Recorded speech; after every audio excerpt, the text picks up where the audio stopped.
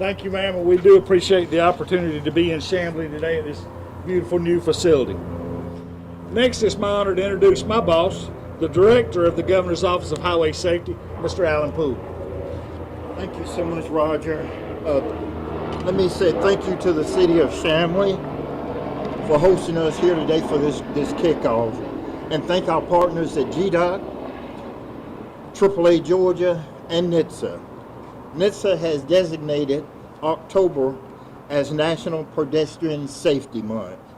The goal of the Governor's Office of Highway Safety during this month is to make drivers aware, to have them to slow down and pay attention to the roads, because the increase in pedestrian deaths in our nation and in our state for the last 2 years must go down. Many people do not realize that we are all pedestrians virtually every day of our lives, including those that drive.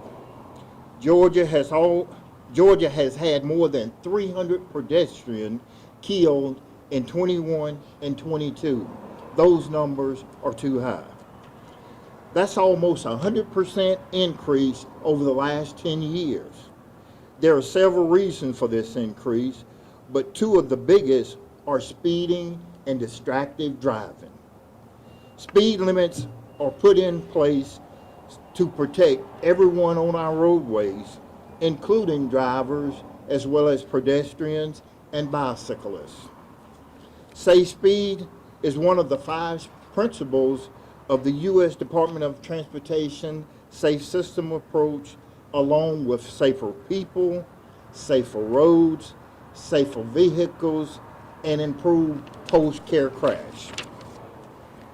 When a mistake behind the wheel happens, the hope is that crashes can be avoided because drivers are traveling at a safer speed with complete attention on the roads. We should always be prepared to stop when we are approaching a school zone, a work zone, or a vehicle that's parked on the side of the road because of a malfunction or equipment issue. Keeping your eyes on the road and not on your phone will help us in this adventure. More than 80% of the fatalities in Georgia happens at night. With fall and winter fast approaching, daylight hours are being cut shorter, and we ask that you pay attention to these changes.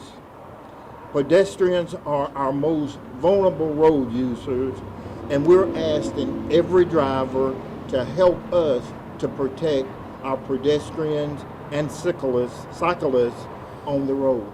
So once again, on behalf of Governor Brian Kemp and the Governor's Office of Highway Safety, we encourage you to pay strict attention while behind the wheel of a vehicle. Once again, thank you, Madam Pro Tem, for honoring us here today, and we appreciate it. Thank you so much.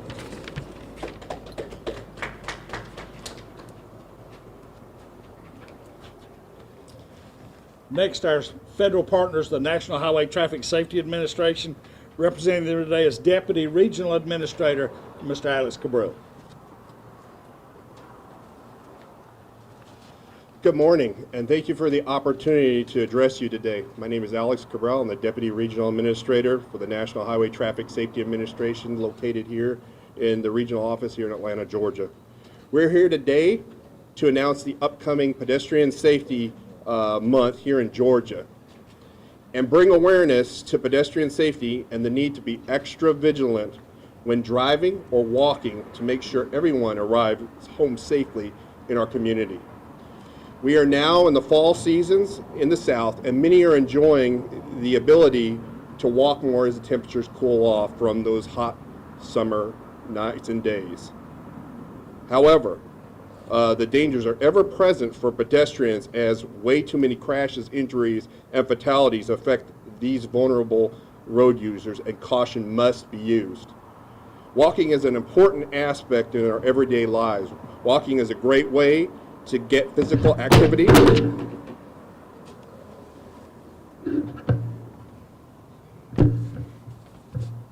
Walking is a great way to get physical activity and obtain health benefits. Walking does not require any special skill, gym membership, or expensive equipment. Additionally, many people rely on walking as a mode of transportation for everyday activities, leisure, and entertainment purposes. So as many more people are out enjoying walking, it is important for motorists to be on alert for pedestrians. The chances of pedestrians surviving a crash rapidly decreases when the vehicle's speeds is above 30 miles per hour. Please reduce your speeds in potential pedestrian areas. Unfortunately, in 2021, there were in the United States nearly 7,400 fatalities, pedestrian-related fatalities in the United States, a 12.5% increase from the previous year. On average, a pedestrian is killed in the United States every 71 minutes and injured every 9 minutes in traffic crashes in 2021. This is far too many pedestrians dying on the roadways. We have to change the way we approach traffic safety and change the culture that accepts tens and thousands of deaths on our roadways year after year. NHTSA and the U.S. Department of Transportation is doing this by embracing the safe system approach.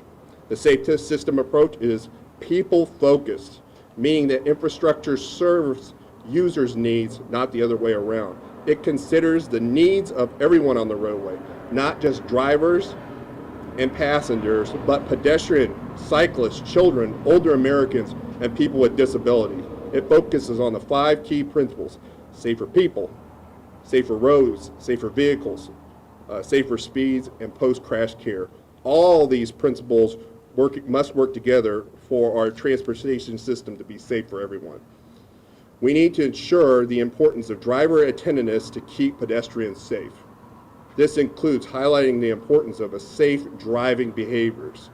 Safe driving behaviors by all road users are a key element of the safe system approach. How people generally use the roads is essential in determining the safety outcomes. Lapses in judgment or risky behaviors such as impairment from alcohol or other illegal substances, distractions, fatigue, or lack of seatbelt use contribute to thousands of fatalities per year.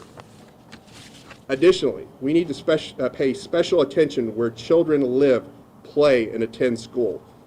Drivers need to pay special attention to their surroundings and the need for them to focus on the driving task at hand, especially when you see a school bus putting down this stop arm and flashing its red lights.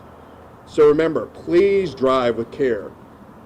Buckle up, obey the speed limits, focus on the driving task, and drive sober. Lives depend on it.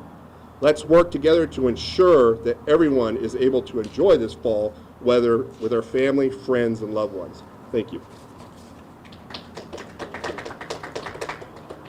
Thank you, Alex, very much. We appreciate you being here. Our statewide partner in this effort is the Georgia Department of Transportation. And today, representing the Georgia Department of Transportation is Assistant State Safety Engineer, Mr. Sam Harris. All right, good morning. Thank you for having me here today. So one of my responsibilities in my role at the Georgia Department of Transportation is overseeing our safety engineering program. This includes facilitating what is called the Highway Safety Improvement Program funds for the state of Georgia. I'm here today to talk about pedestrian safety, or in general, vulnerable roadway user safety, and talk about what those trends that we see from our analysis here at the Georgia Department of Transportation. GDOT, aligned with our partners, many that are here today, are and will always be committed to the number one goal, and that is safety for all roadway users. As an engineer, I can't help but throw out some numbers. So 340 will be the first number I put out. This is roughly the amount of pedestrian fatalities we had on Georgia roadways last year. While this isn't all-encompassing from the total amount of fatalities we had for all roadway users, it is the emphasis area that has the highest amount of proportion in terms of rate increase. It is exponential when we look at it. 80%. Nearly 80% of our pedestrian fatalities happen at nighttime in dark conditions, 40 miles per hour. You have an 80% chance of getting into a crash with a pedestrian and a vehicle. There's an 80% chance that that pedestrian will survive that crash. And looking at 20 miles per hour, there's a 10%. And that's on many of our residential roads. So as you're walking through your neighborhood, there's a 10% chance if you get hit by someone going the speed limit that you could, unfortunately, be involved in a fatal crash. And lastly, I like to end on a positive note with my numbers. We are seeing a decrease this year compared to previous years in terms of our pedestrian fatalities. So that is something that we'll continue to build upon. VRU safety is on all of us, not just because you're a driver or you're a walker. At some point, we're all pedestrians, either walking to our car, walking to a transit station, or walking to back home. Moving forward, the Georgia Department of Transportation is committed on pedestrian safety by putting together our first vulnerable roadway user assessment, by putting together our first rural active transportation plan that focuses on VRU and pedestrian safety in our more rural counties in the state, and continue pushing forward many of our VRU focused projects that are currently under design and under construction. Our dollar values in terms of what we're spending at the Georgia Department of Transportation for vulnerable roadway user or pedestrian safety at our all-time high.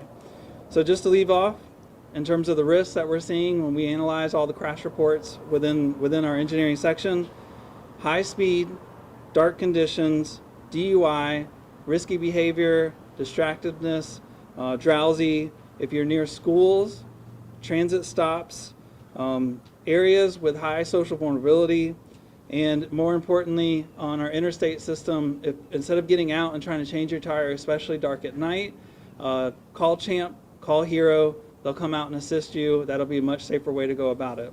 So thank you for having me. Thank you, Mr. Harrison, the Georgia Department of Transportation, for all y'all are doing to help keep the streets safe in the state of Georgia. One of the largest highway safety advocates nationwide is the AAA Auto Club. Today we have joining us the Georgia Public Affairs Director, Mr. Garrett Townsend. Good morning. Let me share a few names with you. Glenn Ewing, David Meyer. These were two people that selected as their career the desire to help people on the roadway. But unfortunately, Glenn, who had a fiance and 2 children, and David are no longer with us. Why? Because they were killed on the roadway while trying to assist other motorists. These fatalities are happening much too often. So this month, in fact every month, every day, it's our desire to bring awareness to the dangers that present themselves on the roadway.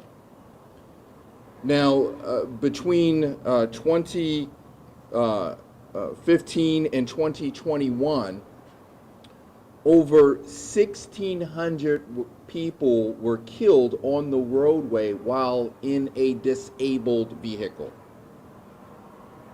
And I want to repeat that, over 1,600. These are people that for one reason or another, perhaps they had a flat tire, perhaps they ran out of gas, whatever reason it was, they were killed on the roadway. This is in addition to the number of providers or toll providers.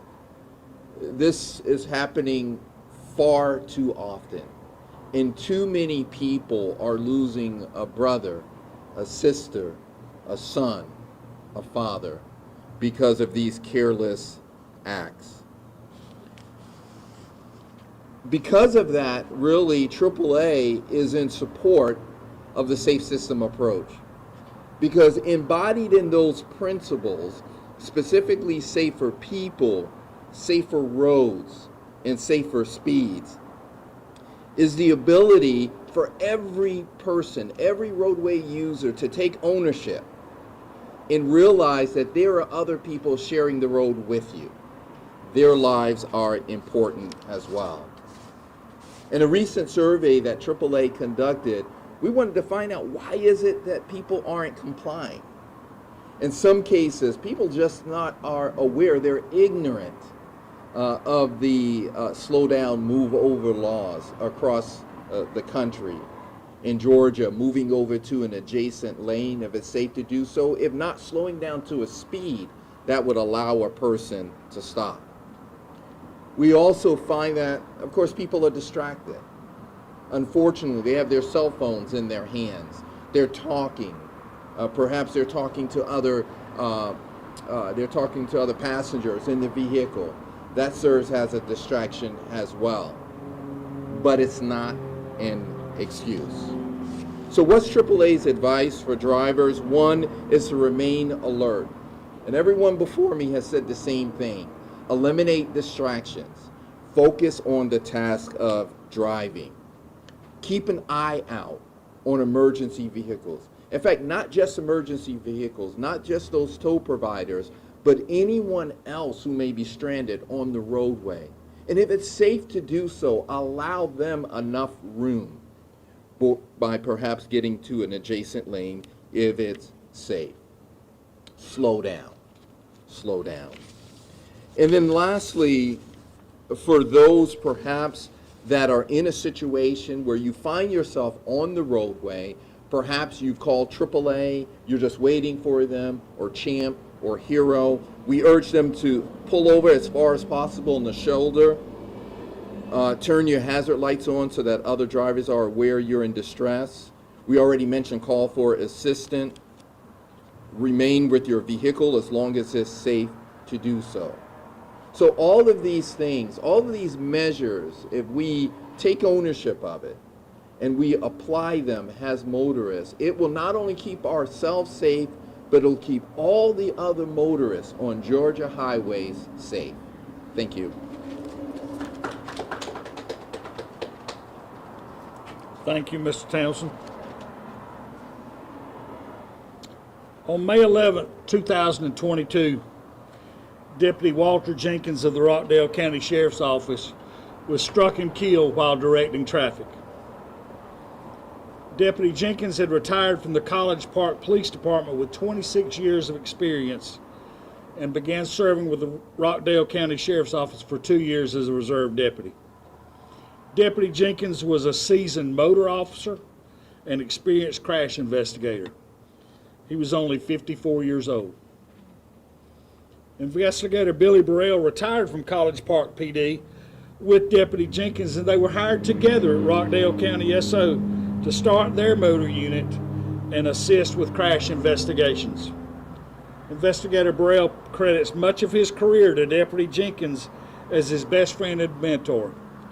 Please join me in welcoming today Investigator Billy Burrell.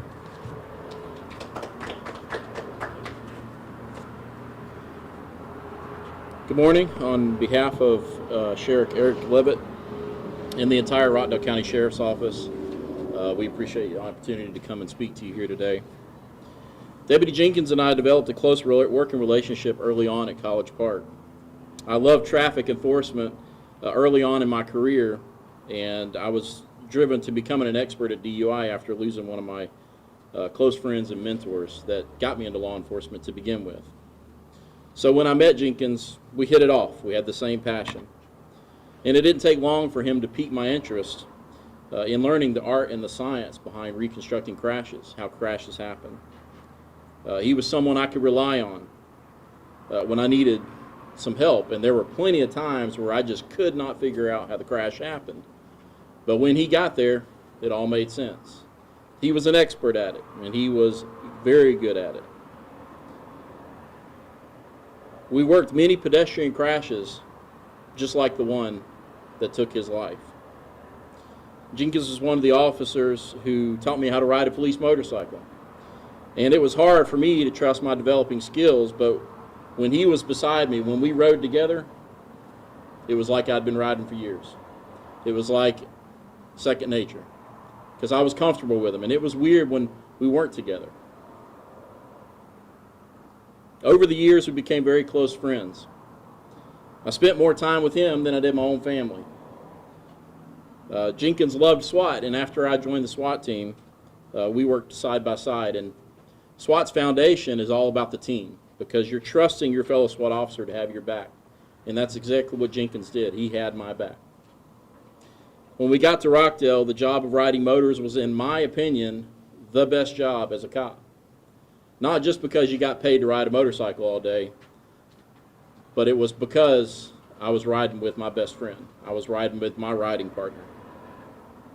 From working crashes to DUIs to riding motors and working SWAT together, we formed a bond that I will never be able to replace. He was welcomed by my family, and my own son called him Uncle Jenkins. Where you saw Jenkins, you saw me, on and off the job. And one thing I'll always remember is his big smile, his big personality. He never met a stranger, and he had a knack of breaking the ice in awkward situations with anybody. Once you had a chance to talk with Jenkins, your bad day just wasn't that bad at all. Jenkins left behind 2 sons, 1 daughter, 2 sisters, his mother, and countless friends and colleagues. It's been a rough year and a half. The police memorial where he was put on the wall was an unforgettable moment. And to this day, our office still receives letters and sympathy cards, so the loss remains fresh. But we try to make the best of it by having events in his honor and in his name, because that's what he would want us to do. It's the best way to keep his name alive and to keep his contribution to our profession fresh. I stopped calling them accidents because it takes an act for a crash to happen. It just doesn't just happen out of happenstance. The message from these tragedies should be all drivers, especially young and inexperienced drivers, have to pay attention and slow down. Despite all the technology in the cars today, it still takes a focused driver behind the wheel, constantly looking in all directions. This was yet another crash that could have been avoided. Jenkins was truly a one-of-a-kind, and I miss him every day. But I know where he is because we share the same faith in God. I feel he watches over me, and my determination to make him proud is the driving force for me moving on. Thank you.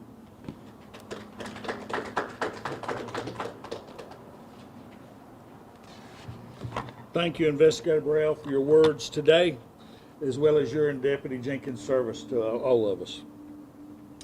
So on behalf of GHS Director Alan Poole, we'd like to thank all of our speakers for coming out today. We'd also like to thank our media partners for their partnership and help us in getting this life-saving message out. We simply could not do it without you. Finally, let me remind everyone to always be alert for pedestrians. Safer drivers save lives. Thank you very much.